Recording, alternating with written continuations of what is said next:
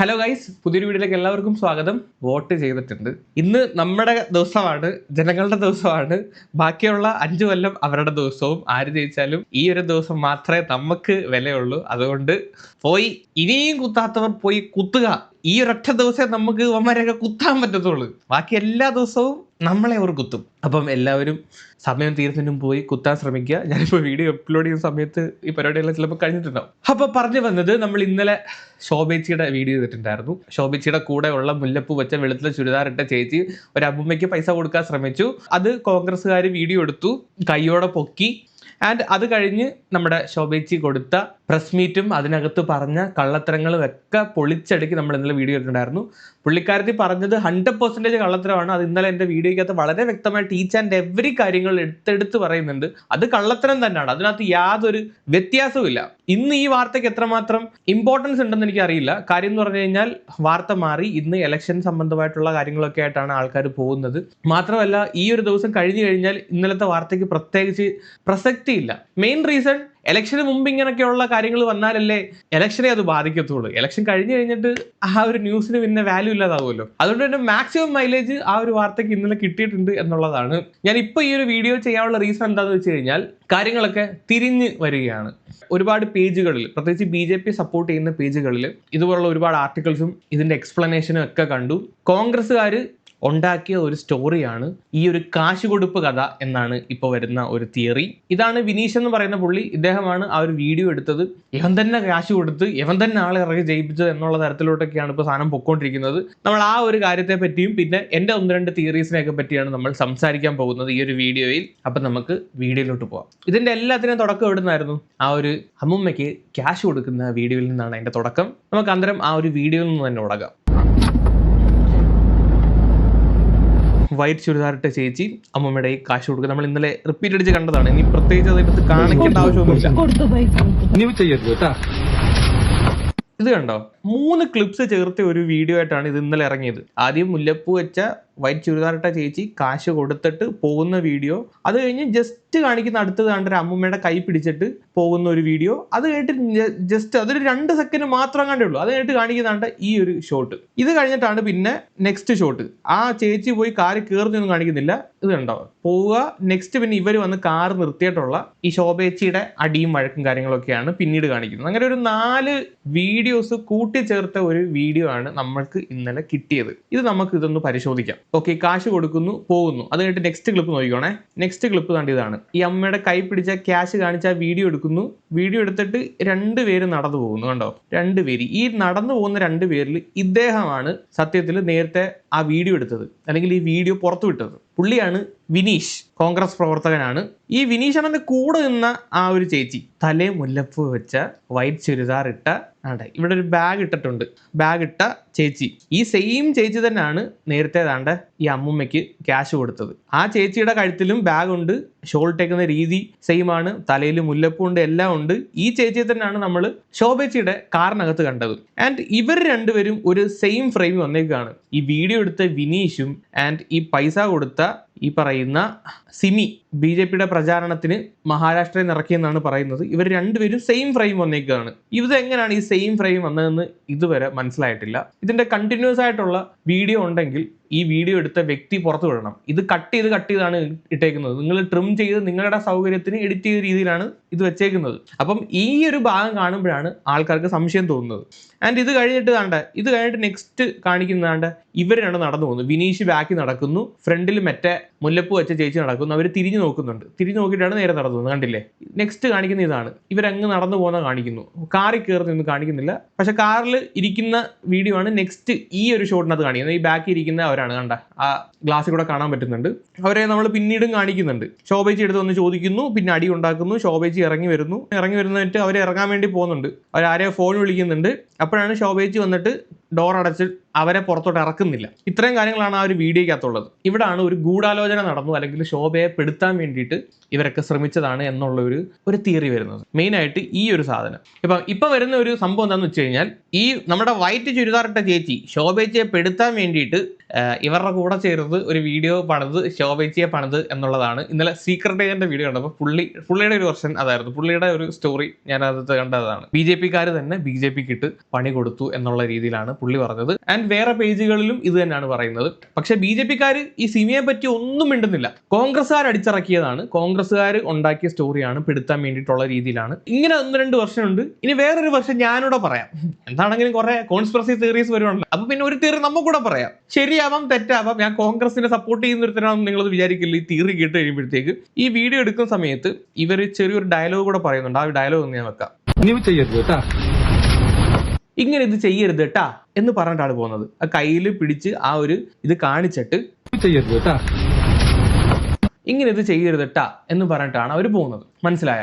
എനിക്ക് തോന്നുന്നു ആ പറയുന്നത് വിനീഷ് ആണെന്ന് തോന്നുന്നു, ആ സംസാരിക്കുന്നത്. അപ്പം എനിക്ക് തോന്നിയ ഒരു കാര്യം ഞാൻ പറയാം. ആദ്യം ഇവർ പൈസ കൊടുക്കുന്ന കണ്ടു, കൊടുത്തു നകത്തിരുന്ന് ഒരു സ്ത്രീ പറയുന്നുണ്ട്. ഇത് പറഞ്ഞതിന് ശേഷം ഇവർ ഇറങ്ങി ചെന്ന് ആ വീട്ടിൽ ചെന്നിട്ട് ഇവരെ കൈയോടെ പിടിച്ചിട്ടുണ്ടാവും. ഈ പറയുന്ന വൈറ്റ് ചുരിദാറിട്ട സ്ത്രീയെ കൈയോടെ പിടിച്ചിട്ടുണ്ടാവും. എന്നിട്ട് അവരെ കൊണ്ടുവന്നിട്ടായിരിക്കണം ആ ഒരു പൈസ കാണിക്കുന്നത്, അവരെ കൊണ്ട് ഇതെടുപ്പിക്കുന്നത്. പിന്നെ അവർ നടന്നു പോകുന്നത്, വിനീഷ് പുറകെ നടക്കുന്ന വീഡിയോ എടുക്കുന്നത്. മേ ബി ഇങ്ങനെ ഒരു സാധ്യത അവിടെ ഉണ്ട്. പക്ഷെ ഇതിന്റെ ഒന്നും വീഡിയോ ഇല്ല. ഇത് ഇത്രയും കാര്യങ്ങൾ അവിടെ നടന്നിട്ടുണ്ടെങ്കിൽ ആ വീഡിയോ പ്രോപ്പറായിട്ട് പുറത്തു വിട്ട് കഴിഞ്ഞാൽ ഇവർ പോയി പിടിക്കുന്നതും പൈസ കാണിക്കുന്നതും മറ്റേ സ്ത്രീയുടെ എക്സ്പ്രഷനും അവർ മറ്റവരുടെ കൂടെ ഉള്ളവരാണെന്നും ഇവർ പോയി നടന്നു പോയിട്ട് ആ ശോഭയുടെ കാറിൽ കയറുന്നതൊക്കെ വളരെ വ്യക്തമായിട്ട് പുറത്തു വിട്ട് കഴിഞ്ഞാൽ അതിനേക്കാളും വലിയ തെളിവ് വേറെ ഇല്ല. പക്ഷെ ഇതൊന്നും ആ വീഡിയോക്കകത്തില്ല. ഇവർ കട്ട് ചെയ്ത് ഇവരുടെ എന്തോ ഒരു മാനിപ്പുലേഷൻ അവിടെ നടന്നിട്ടുണ്ടെന്ന് തോന്നുന്നു. വേണമെങ്കിൽ ഇങ്ങനെ ആവാം. ഇങ്ങനെയാണെന്ന് ഒരിക്കലും ഞാൻ ഉറപ്പിച്ച് പറയുന്നില്ല. ഇത് ഈ രീതിയിലും ഈ ഒരു സാധ്യത ഉണ്ടെന്ന് മാത്രമേ പറയുന്നുള്ളൂ. അൺഎഡിറ്റഡ് ആയിട്ടുള്ള ഈ 4 വീഡിയോസ് പുറത്തു വന്നു കഴിഞ്ഞാൽ ഇതിന്റെ അകത്തുള്ള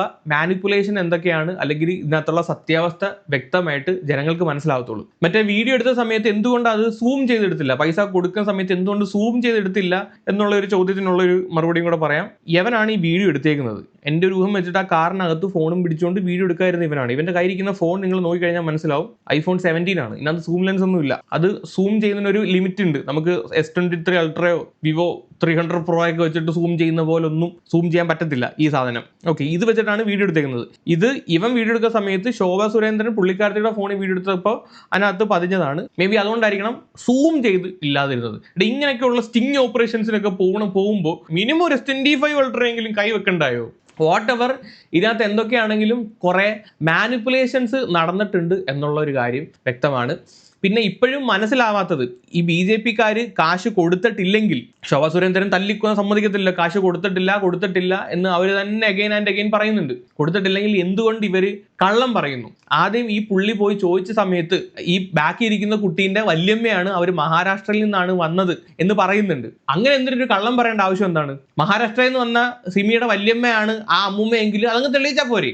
അങ്ങനെ ആദ്യത്തെ കള്ളം പിടിച്ച സമയത്ത് തന്നെ അങ്ങനെ ഒരു കള്ളം അവർ പറയുകയാണ്. അതിന്റെ ആവശ്യം എന്താണ്? ഇത് കഴിഞ്ഞതിന് ശേഷം നമ്മൾ ഈ സിമിയെ എവിടെയും കണ്ടിട്ടില്ല. ഓരോ ഫോട്ടോസ്, ഇവരുടെ കൂടെ ഉള്ള ഫോട്ടോസ് പുറത്തു വരുന്നത് വരെ സിമിയെ ആരും കണ്ടിട്ടില്ല. ഇപ്പോഴും സ്റ്റിൽ പുള്ളിക്കാരത്തെ കാണുന്നില്ല. ഞാൻ പിന്നീടും മീഡിയയ്ക്ക് മുന്നേ വന്നിട്ട് ശോഭ സുരേന്ദ്രൻ എന്തൊക്കെ കള്ളമാണ് പറയുന്നത്. അതൊരു നിഴലായിരുന്നു, അങ്ങനെ ഒരു സ്ത്രീയെ അറിയത്തില്ല, അങ്ങനെ ഒരു സ്ത്രീ എൻ്റെ കാറിൽ ഉണ്ടായിരുന്നില്ല, ഇങ്ങനെയുള്ള പച്ച നുണങ്ങളാണ് പറഞ്ഞുകൊണ്ടിരിക്കുന്നത്. ഇവരുടെ ഭാഗം റൈറ്റ് ആണ്. ഇവർ വേറെ ഒരു രീതിയിലും ക്യാഷോ ഒന്നും കൊടുത്തിട്ടില്ലെങ്കിൽ പോലും എന്തിന് ഇവർ കള്ളം പറയുന്നു എന്നാണ് എനിക്ക് മനസ്സിലാവാത്തത്. ഇവരെ ചാനലിന് മുന്നേ ഒന്ന് പറയുന്നുണ്ട്, കഴിഞ്ഞ 9 കൊല്ലമായിട്ട് ഞാൻ ഇലക്ഷൻ നിൽക്കുന്നു, ഈ 9 കൊല്ലവും എനിക്കെതിരെ ഇതുവരെ വരാത്ത ഒരു ആരോപണം ഇപ്പോൾ എങ്ങനെ വന്നു എന്നുള്ളതാണ് പുള്ളിക്കാരത്തി ചോദിക്കുന്ന ഒരു ചോദ്യം. എൻ്റെ ഒരു ഒപ്പീനിയൻ വെച്ചിട്ട് ശോഭ സുരേന്ദ്രൻ ഈ ഒരു വട്ടം കുറച്ചും കൂടി സ്ട്രോങ് ആണ്. കഴിഞ്ഞ തവണയൊക്കെ കോൺഗ്രസ് ആണ് ജയിച്ചതെങ്കിൽ പോലും ഈ തവണ BJP-ക്ക് പാലക്കാട് ഒരു ചെറിയ മുൻതൂക്കം ഉണ്ട്. അപ്പൊ ഒന്ന് ആഞ്ഞു പിടിച്ചു കഴിഞ്ഞാൽ ചിലപ്പോൾ അതിഞ്ഞു പോരും. മനസ്സിലായോ? മാത്രമല്ല കോൺഗ്രസിന്റെ കാൻഡിഡേറ്റ് ആയിട്ട് നിൽക്കുന്നത് പിഷാരടിയാണ്.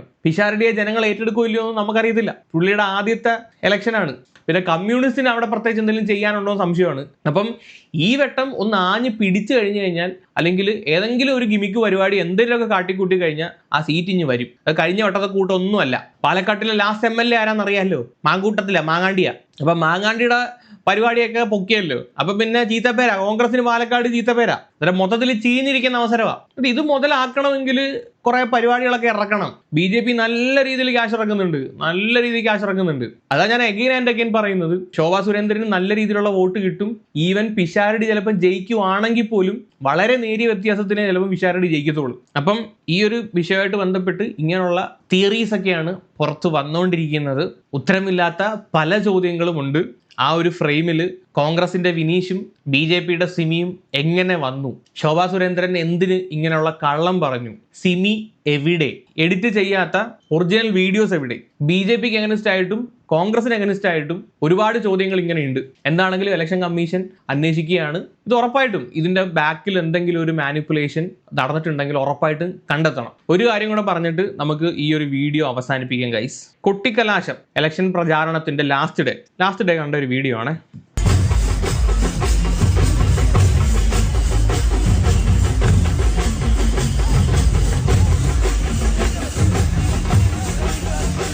നമ്മുടെ BJP കാൻഡിഡേറ്റ് ആതിര ക്രെയിൻ്റെ മേളിൽ കയറി നിന്ന് തുള്ളുന്നു. ഒരു സേഫ്റ്റിയും ഇല്ല, ഒരു തരത്തിലുള്ള സേഫ്റ്റിയും ഇല്ല. ഇത് ആതിര മാത്രമല്ല, കോൺഗ്രസിന്റെ ടീംസ് ചെയ്തിട്ടുണ്ട്, കമ്മ്യൂണിസ്റ്റുകാർ ചെയ്തിട്ടുണ്ട്. ഈ വട്ടം ഏറ്റവും കൂടുതൽ കൊട്ടിക്കലാശത്തിന് യൂസ് ചെയ്തിട്ടുള്ള ഒരു സാധനം ഈ ക്രെയിനാണ്. ക്രെയിനകത്ത് കെട്ടി തൂക്കിയിട്ട് അതിന്റെ മേളിൽ ഒരു സേഫ്റ്റി ഇല്ലാതെ കാണാൻ തുള്ളുകയാണ്. ഇത്രയും വിവരം കെട്ട ആൾക്കാരാണോ ഈ കാൻഡിഡേറ്റ് ആയിട്ട് മത്സരിക്കുന്നത് ചിന്തിച്ചു പോയി. ഒരു സേഫ്റ്റിയും നോക്കാതെ.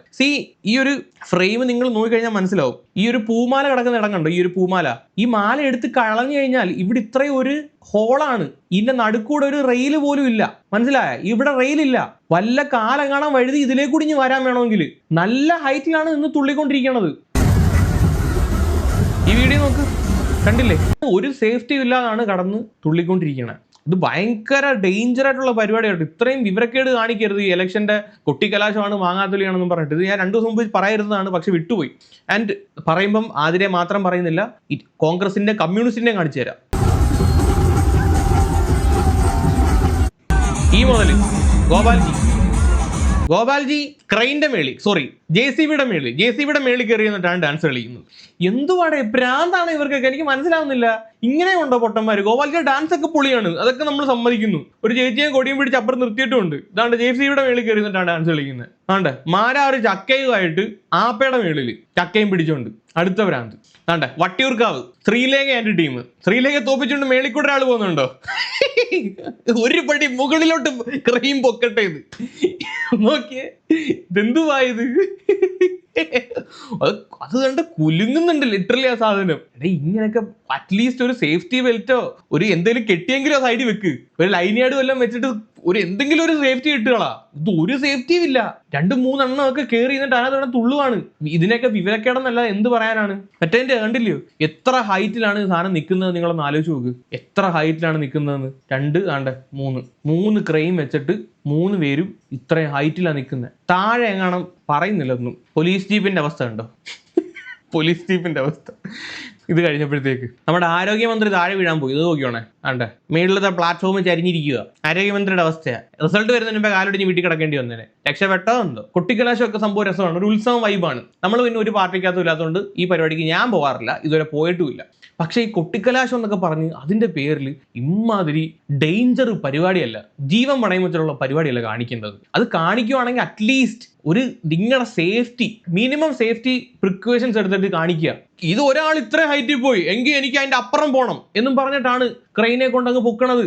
എന്ന് മുതലാണ് ഈ ക്രെയിൻ്റെ പരിപാടി തുടങ്ങിയത്. ഞാൻ ഈ വട്ടമാണ് ഈ ക്രെയിൻ്റെ പരിപാടികൾ ഇങ്ങനെ കാണുന്നത്, ഇത്രയും ക്രെയിൻ ഇറക്കി ഉള്ള പരിപാടി കാണുന്നത്. ഇത് കഴിഞ്ഞ വട്ടമൊന്നും ഇങ്ങനെ ഉണ്ടായിരുന്നോ എനിക്കറിയത്തില്ല. ഈ വട്ടം തൊട്ടാണെന്ന് തോന്നുന്നു ഈ ക്രെയിൻ്റെ പരിപാടി തുടങ്ങിയത്. നമ്മുടെ ഹൈവേയുടെ പണി നടക്കുന്നുണ്ടല്ലോ, അപ്പോൾ പിന്നെ ഒരുപാട് ക്രെയിൻ കിട്ടും. ഒരു ദിവസത്തേക്ക് ഇനി വിളിച്ചെന്ന് തോന്നുന്നു. അങ്ങനെ എങ്ങാണ്ട് ഇറക്കിയതങ്ങാണ്ട് ഇതെല്ലാം കൂടെ എല്ലായിടും ഈ സാധനം ഉണ്ടല്ലോ ഹൈറ്റ് ചെയ്ത് പണിയാൻ വേണ്ടിയിട്ട്. അപ്പോൾ ഇതാണ് ഗൈസ്, കൂടുതലൊന്നും പറയുന്നില്ല. എന്താണ് നിങ്ങളുടെ ഒപ്പീനിയൻ താഴെ ഒന്ന് കമന്റ് ചെയ്യുക. വേറൊരു വീഡിയോ ഇട്ട് വരാം. അപ്പോൾ ശരി, ടാറ്റാ, ബൈ ബൈ.